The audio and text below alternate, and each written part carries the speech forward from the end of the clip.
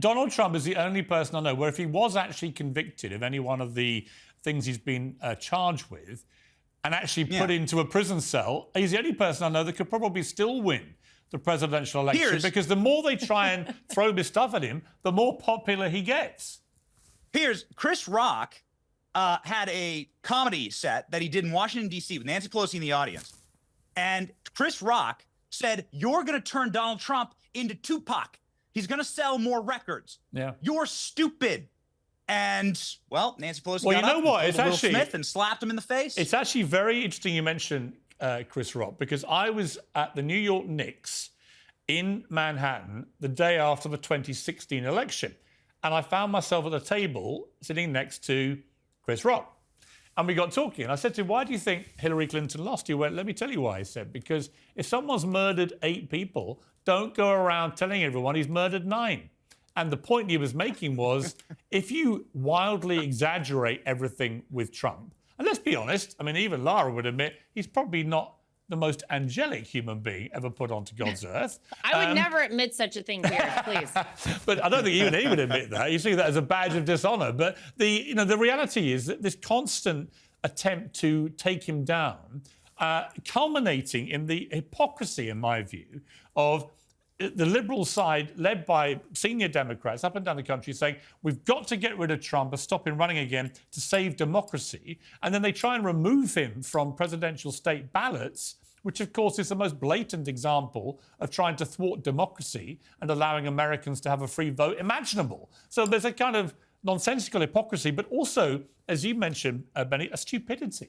Which is... It makes him hardcore. If you try and kill him off this way and all it does is make him more popular, stop doing it. You know, the definition of insanity is doing the same thing over again and expecting a different result. And people identify with him, Piers. People who feel like the system here has screwed them for their entire life, they look at that mugshot of Donald Trump. By the way, the Democrats thought that was it. That was going to be the nail in the coffin for him, that mugshot. That mugshot represents to so many people all across this country, hey, the same system that hasn't been working for me is working against him. And I understand it, and I see myself in that. They done messed up with that one. How much has he made from that mugshot? I heard he was merchandising it and making an absolute fortune. It's all for the campaign. We should actually keep a tab.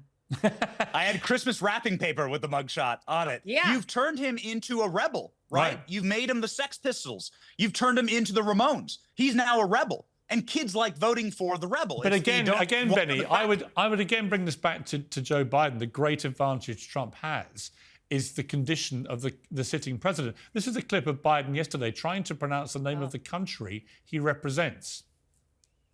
We'll teach Donald Trump a valuable lesson. Don't mess with the women in America unless you want to get the benefit. I think he was trying to say United States of America, but he couldn't get it out. And we see endless clips of him falling over on stage, falling off bicycles, tripping down the steps of Air Force One and so on. He's up against Trump, a very old 81-year-old. Not because he's 81, because Mick Jagger's a few months younger and is as fit as a fiddle. It's just he looks like he's 181. And if you're Trump, you must be licking your lips that this guy's going to be your opponent.